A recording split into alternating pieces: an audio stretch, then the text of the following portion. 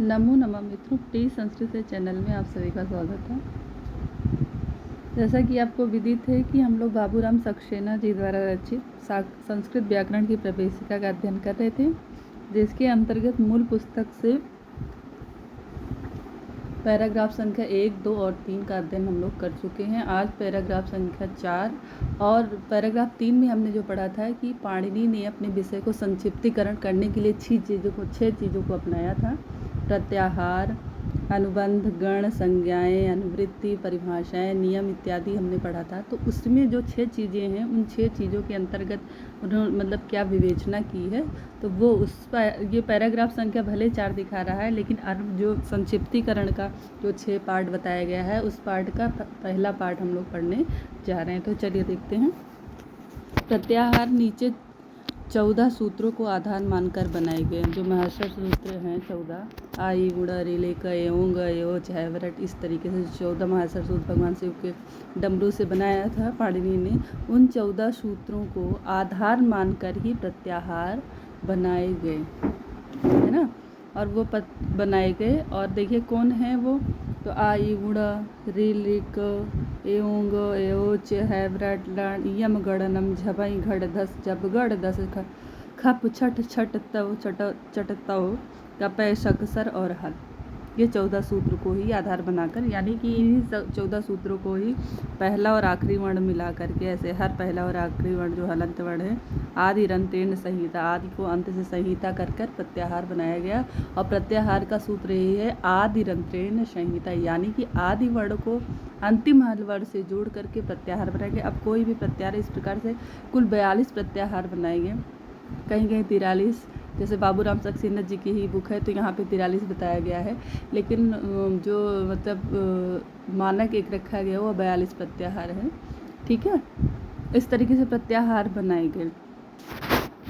अब ये संक्षेपीकरण करने के लिए ही प्रत्याहार हुआ, जैसे इनको यहाँ से लेकर के आ से लेकर के और सारे स्वर को बनाना है, सारे स्वर के बारे में बताना है।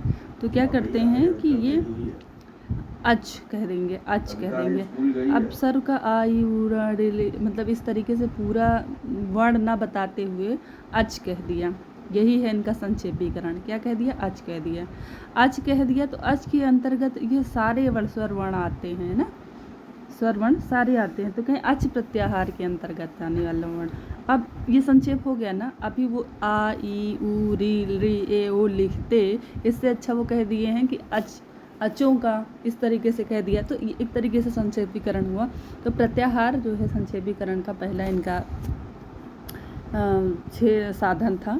ठीक है, चलिए। अच्छा, जरा हम लोग इस पर भी एक नज़र डालेंगे। जो महर्षि सूत्र हैं, पाणिनि सूत्र हैं, इन पे जो 14 सूत्र हैं, इनके भी नज़र, तो इनके देखिए सबसे पहले इन पे नज़र डालने के लिए आप ये कह सकते हैं कि जो पाणिनि ने 14 सूत्र लिखे, उनमें 1 से लेकर 4 तक सबसे पहले क्या किया, देखिए क्रम देखिए आप कितना बढ़िया दिया है। 1 से लेकर 4 तक जो है उसमें उन्होंने सभी स्वर वर्णों की गणना की, 14 है, और बाकी जो है 6 से लेके जो 14 तक है, यानी 10 सूत्रों के अंतर्गत उन्होंने किसकी गणना की है? व्यंजन वर्णों की गणना की है। पहले स्वर वर्ण आए हैं, उसके बाद यण प्रत्याहार के वर्ण आए हैं, यारा लावा। ठीक है, उसके बाद 5वां अक्षर, उसके बाद 4था अक्षर, उसके बाद 3रा अक्षर, उसके बाद 2रा अक्षर, पहला अक्षर, उसके बाद शल प्रत्याहार के वर्ण आए हैं, श का शाहा। ठीक है, तो इस तरीके से अगर जैसे आपको नहीं याद होता, क्रम संख्या पूछ लेता है कि चौथा सूत्र क्या है, तो उसमें ऑप्शन में आप देख लीजिए कि चौथा सूत्र का मतलब हुआ कि 1 से 4 तक स्वर वर्णों की गणना हुई, तो इसका मतलब स्वर वर्ण ही होगा कोई। वैसे तो ये याद करना कंपलसरी होता है, लेकिन एक मतलब जैसे होता है ना कि आपको यदि टेबल आ रहा है तो आप मतलब आपको गुणा भाग करने की ज़रूरत नहीं, आप तुरंत उसको बता देंगे। तो वही सेम टेक्निक यहाँ जो गणित का रोल है ना, वही संस्कृत में भी है। तो यहाँ तक हुआ। आपको क्या बताएं, हाँ, 10 सूत्रों में व्यंजन वर्णों की गणना की गई है। चलिए आगे। वैसे तो आप लोग सब तैयारी करेंगे टीजीटी लेवल की, तो अब इस पे ज़्यादा चर्चा करने का कोई विषय ही नहीं है। आगे देखते हैं। इनमें जो अक्षर हल हैं अर्थात स्वर से वियुक्त हैं, वे इत कहलाते हैं। जो अक्षर हल हैं, हल का मतलब क्या होता है ना, जिसके नीचे ऐसे हलंत लगा हो, जैसे ड़ा है, का है, जिनके नीचे अलंत लगा है, इनकी इत संज्ञा करके और तस् से लोपा से इनका लोप हो जाता है। आगे अभी आप लोग पढ़ेंगे। इनकी इति संज्ञा होती है। इति संज्ञा क्या करती है, उसका अंत करती है, और तस्य लोपा क्या करता है, उसका लोप कर देता है। उस हलंत्य वर्ण का हलंत्यम से इति संज्ञा होती है। हलंत्यम एक सूत्र, हलंत्यम से हल्तिव हल वर्ण की इति संज्ञा होती है।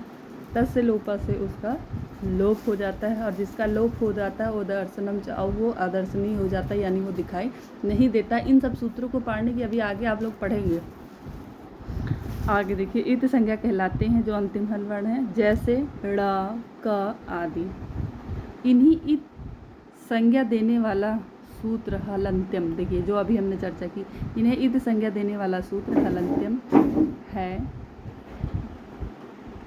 आदिरंतेन संहिता, आदिरंतेन, आदि और अंतेन यानी अंतेन, आदि और अंत वर्णों की संहिता।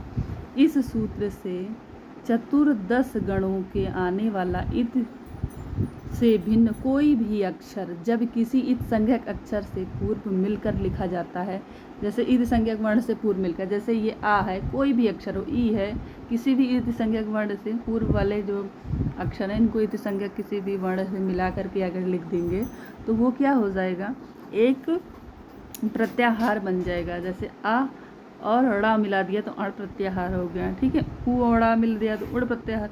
री और री और चा मिला दिया तो रच है वरट, इस तरीके से मतलब कोई भी है, झब है, झई ये मिला दिया तो यानी कि आदि ग्रंथ ने आदि वर्ण को किसी भी हल वर्ण से मिला देने पर प्रत्याहार बनते हैं। और इस तरीके से कुल 42 प्रत्याहार बनाए गए हैं, ठीक है। और बाबूराम सक्सेना जिनकी हम पुस्तक अध्ययन कर रहे हैं उनके अनुसार 43 प्रत्याहार हैं, ठीक। चलिए आगे देखिए, प्रत्याहार समझ में आ गया। उदाहरणार्थ, जैसे उदाहरणार्थ यानी उदाहरण के लिए आ ई ऊड़ा से आ को लिया, ठीक है, आ को लेकर, और रिलिक से इत संज्ञक का को लिया, को लेकर अक प्रत्याहार बना। कौन सा प्रत्याहार बना, अक। आ और का क्या हो गया, अक प्रत्याहार बनता है, जो आ ई ऊ री। अब जो जितने भी हलंत वर्ण हैं, जितने भी हल लगा है उनके बीच में जो भी हलंत वर्ण, जैसे अक प्रत्याहार लिया ना तो आ ई ऊ ड़ा हलंत वर्ण को नहीं गिना जाएगा। और फिर उसके बाद क्या आ रहा है, री और री, यहाँ तक के वर्ण आने, यानी कि 5 अक्षर आएंगे, आ ई ऊ री। और हलंत वर्ण बीच में यदि आ रहा तो उसको छोड़ दिया जाता है। समझ में आ रहा है। चलिए आगे देखते हैं।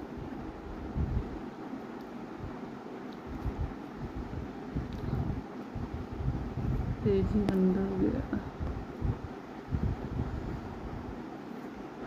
ठीक।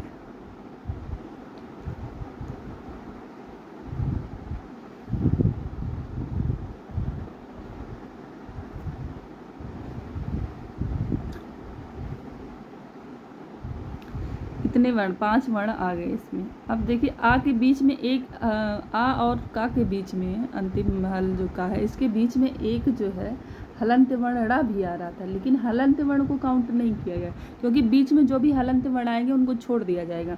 आ और का के बीच में, आ और का के बीच में जितने भी अक्षर आ रहे हैं, आ ई ऊ ड़ा भी आ रहा है, लेकिन चूंकि ड़ा क्या है, हलंत है, इसलिए हलंत की ईद संज्ञा हो जाती है तो वो काउंट नहीं किया जाएगा। पता चले बस उसका तो 1 2 3 4 5, और जो ये का है, का को भी काउंट नहीं किया जाएगा। ये तो प्रत्याहार बनाने के लिए इसको लिया गया।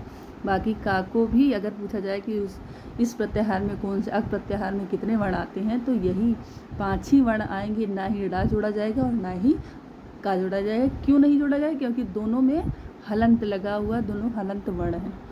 चलिए आगे देखते हैं। इस सूत्र से इन चतुर्दश गणों में आने वाले इत से भिन्न कोई भी अक्षर जब किसी इत अक्षर के पूर्व मिलकर लिखा जाता है तब प्रत्याहार बनता है, जो अभी बताया। उदाहरण के लिए आ उड़ा, आ से लेकर के, और लिख से इत संज्ञक का को लेकर अक प्रत्याहार बनता है, जो आ ई ऊ रील री समुदाय का बोधक है। इसी तरह झस प्रत्याहार द्वारा, अब झस प्रत्याहार बनाने हैं तो देखिए कहाँ तक के वर्ण आएंगे। एक मिनट, झस प्रत्याहार बनाना है तो झा कहाँ है, देखिए झा, ये झभई वाला जो झा है, यहाँ से लेकर के घट 10 तक के वर्ण आएंगे, ठीक। झभई वाले यहाँ से लेकर देखिए, झभई वाले से लेकर के यहाँ तक के वर्ण। अब देखिए ये यहाँ तक वर्ण आएंगे, ये है ना, एक मिनट देखिए, यहाँ से लेकर के झा से लेकर के और जस। अब देखिए भारा या नहीं जोड़ा जाएगा, क्यों नहीं जोड़ा जाएगा? क्योंकि हलंत है। घड़ धा आएगा, शा नहीं जोड़ा जाएगा, क्यों नहीं जोड़ा जाएगा? क्योंकि हलंत है। जब गण द, यानी कि चौथा और तीसरा अक्षर आ रहा है झस प्रत्याहार के अंतर्गत।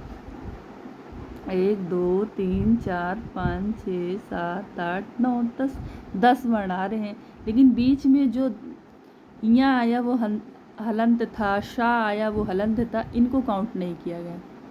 और जो अंतिम शाह है उनको भी काउंट नहीं किया गया। लेकिन सा का प्रयोग किया क्यों गया प्रत्याहार में? तो शाह को प्रत्याहार बनाने के लिए उसकी हेल्प ली गई, लेकिन वो गणना उसकी नहीं की जाएगी। चलिए आगे देखिए, यही तो प्राणी का संक्षिप्तीकरण है। इसीलिए तो उनके जो है अष्टाध्यायी में इतना संक्षेप कर दिया है कि मतलब एक सूत्र कह दिया है, उससे 2 4 10 पन्ने आप लिख सकते हो।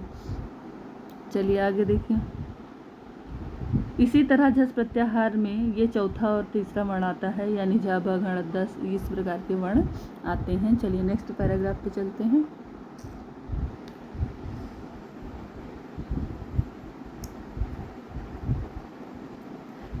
समुदाय का बोधक प्रत्याहार की इस विधि के द्वारा अत्यंत संक्षेप, प्रत्याहार की इस विधि के द्वारा अत्यंत संक्षेप हो गया। पाणिनि का जो मतलब कहने का वो है तरीका है, ये एक संक्षेप, और इसको इस प्रकार इसको माना जाएगा कि ये पाणिनि का संक्षेपीकरण का पहला साधन है। देखिए कितना संक्षेप कर रहा है प्रत्याहार, एक सूत्र से कितने कितने वर्ण आ जा रहे हैं। छोटा सा एक सूत्र लिख दिया और एक सूत्र में 10-10 वर्ण आ जा रहे हैं।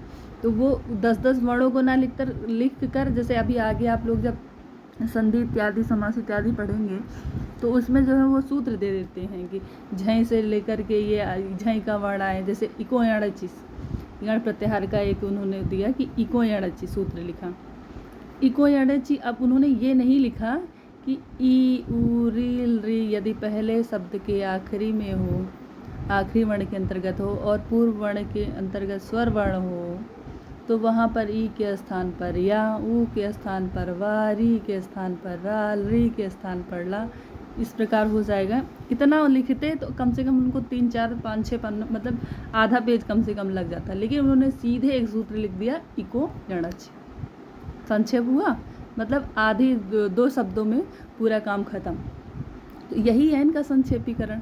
तो देखिए जो है सूत्रों के माध्यम से संक्षेप किया इन्होंने, और मतलब प्रत्याहार पहला साधन लिया जिसका। तो प्रत्याहार भी आपने देख लिया कि प्रत्याहार कैसे, देखिए प्रत्याहार के माध्यम से पूरा संधि इत्यादि कर दे रहे हैं, उसकी पूरी व्याख्या कर दे रहे हैं।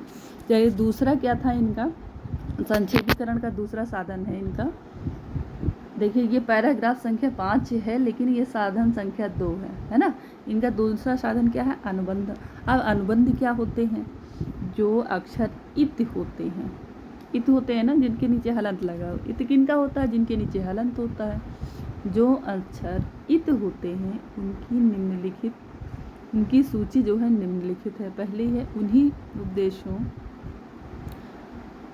के अंत में आने वाले हल, हलंत्यम, धातु प्रत्यय, आगम, आदेश, मूल में स्थित अनुनासिक स्वर, उपदेशे अनुनासिक इति, किसी धातु के आदि में प्रयुक्त डी, टू, डू, किसी प्रत्यय के आदि में आने वाले चा वर्ण, डू इत्यादि, किसी प्रत्यय बाद आने वाले टा वर्ग, चुटू, इस तरीके का सूत्र उन्होंने लिखा अनुबंध,